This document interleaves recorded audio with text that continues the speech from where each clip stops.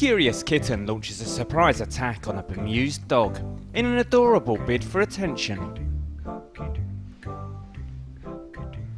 2-month-old kitten Sophie was found abandoned in a gas station restroom in British Columbia, Canada, and adopted by kind-hearted Jessica Manning. But after meeting Jessica's 3-year-old Doberman, Bishop, the new arrival attempted to set a few ground rules.